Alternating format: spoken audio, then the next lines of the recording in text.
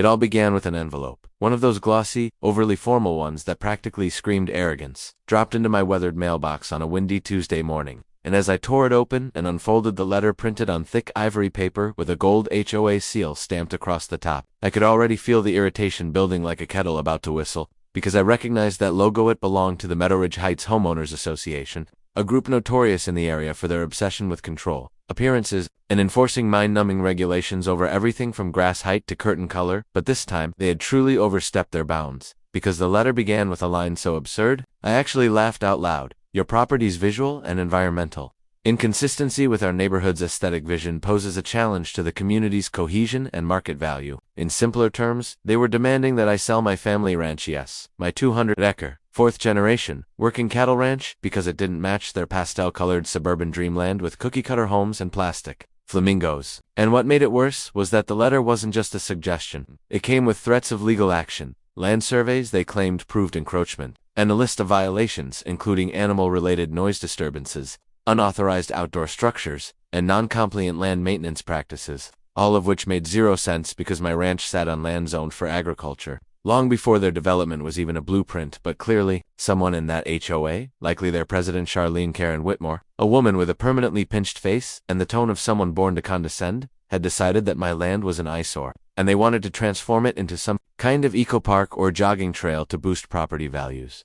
And that's when I knew this wasn't just a nuisance, it was a declaration of war. At first I thought I could just ignore them, because surely, any sane person would realize that a suburban HOA has no authority over a ranch outside their jurisdiction. But sanity was not something Karen and her board members specialized in. In fact, within a week, I had 3 more letters, each escalating in tone and absurdity, and then came the uninvited visit, when Karen herself marched up my driveway in high heels and a beige pantsuit with 2 HOA members and a man she introduced as an urban land planner, holding rolled-up maps and pointing at my barns like they were piles of garbage. This space would be perfect for a dog park, she said with a fake smile, and over there, we envision a community garden and maybe even a meditation path, while completely ignoring the fact that my cattle were grazing behind her, and my working border collie was staring at her like she might need to be herded off the property. So I calmly reminded her that she was trespassing and that my land wasn't for sale. But her smirk only grew wider as she handed me a formal acquisition interest packet, which she claimed had already been pre-approved by a majority HOA vote, and it took everything in me not to laugh in her face right then. Instead, I played it cool, thanked her for the offer,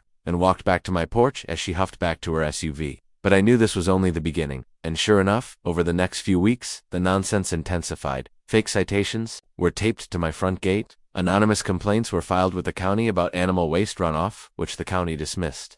And one night, I caught a man in khakis and a tucked-in polo shirt taking photos of my equipment shed. He claimed he was with the HOA's external compliance audit team, whatever that meant, but he left quickly when I introduced him to my flashlight and my rifle's silhouette. And that's when I decided it was time to fight back, not with threats or shouting, but with cold, hard facts and a long memory. Because this land had history, and buried in that history were rights and legal documents most people didn't even know existed. I went down to the county recorder's office and dug through records that hadn't been touched in decades, and what I found was a golden nugget. Back in the 1970s, when my great-grandfather had sold a portion of our land to a developer to raise money during a drought, he had inserted clauses into the contract that retained mineral rights, grazing easements, and most interesting of all, a land use reversion clause that stated if any part of the developed land was ever used in violation of agricultural coexistence agreements, ownership of the shared properties would revert to the original landholder, i.e., our family. And to make matters better, I discovered that the HOA had failed to pay a tiny but critical tax tied to that clause for the last 12 years, something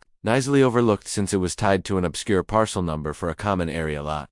But legally speaking, it triggered a reversion. But I wasn't done yet. I also learned that the clubhouse, tennis courts, and community garden pride and joy of Meadow Ridge Heights were all technically built on land that used to be part of our south pasture, and due to a bureaucratic mishap, during subdivision registration, the deed transfer had never been properly recorded with the state, meaning the HOA had been using, insuring, and improving land they didn't legally own. Armed with this information, I contacted my family lawyer, Mr. Brewster, a grizzled man with 40 years of land law under his belt and a reputation for making real estate agents cry. And he almost fell out of his chair laughing when I showed him the documents. Son, he said, they're not just barking up the wrong tree, they're building their clubhouse on it. So we drafted a formal cease and desist notice, outlined our ownership claims, and began the process of filing for legal reclamation of the HOA's most valuable properties. In the meantime, I decided to show up at one of their monthly meetings, held ironically, in the clubhouse built on my land. I wore my best boots, a clean shirt, and walked in as calm as a cowboy at a cattle auction, nodding politely to confused board members until Karen noticed me and blanched like she'd seen a ghost. "What are you doing here?" she asked, her voice tight. "Just here to discuss some mutual land interests," I said, handing out copies of the reversion clause and the unpaid tax documents like party favors. The silence that followed was delicious. Karen stammered, the board panicked, and I simply sat back and watched the HOA begin to unravel in real time. A week later, they tried to file an injunction, but it was denied, and within days, they realized they had two options: either accept my terms or prepare for court, where they would likely lose everything. I wasn't asking them to dissolve yet, but I made it clear that I would now be negotiating the lease agreements for any future community use of my land, and any fines or citations sent my way would be treated as harassment. Karen tried to spin it, tried to rally the neighborhood, but the homeowners, tired of her power trips, tired of the fees, tired of being told they couldn't grow sunflowers or install a bird bath, started siding with me, and that's when the real power shift began. People who had lived under Karen's thumb for years began showing up at my gate to shake my hand, bringing pies, firewood, even offers to volunteer on the ranch. I hadn't just won a legal battle, I'd won hearts and minds. And as the sun set over the hills that evening, casting golden light across the fields, I leaned on my fence post, smiled to myself, and thought, you picked the wrong cowboy to mess with, Karen. The morning they officially found out I owned the land under their entire neighborhood began with a knock on my door at 7:42 a.m., the sun barely over the horizon, and there on my porch stood a courier holding a stack of manila envelopes thicker than a calf's neck, each one sealed and stamped with the county clerk's insignia and the quiet finality of legally recorded documents that couldn't be undone, not by whining, not by threats, and especially not by Karen and her petty HOA empire. As I signed for them and flipped through the certified title transfers, deeds, and final approvals, I knew this was the moment everything changed, because the land use reversion clause I'd uncovered, along with the unpaid taxes and a few quiet acquisitions I made through an LLC over the past 2 months, meant that I now legally owned not only the ranch, not only the previously disputed shared use parcels, but also the narrow access roads, greenbelt buffers, and 3 out of the 4 lots on which their community buildings sat, including the pool, the gym, and their sacred HOA clubhouse, and to put the cherry on top, one of those forgotten easements ran straight through their main parking lot,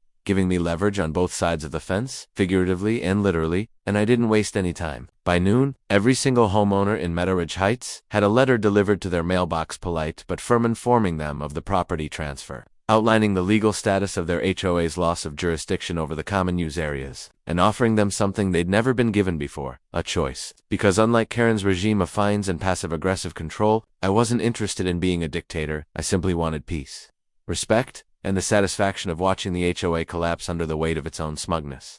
And to my absolute delight, that process began almost instantly when Karen stormed into my ranch later that day, red in the face and flanked by her 2 favorite cronies. Harold, who once fined a neighbor for painting their front door burgundy, and Sylvia, who patrolled the streets looking for recycling bins left out 10 minutes too long, all 3 demanding an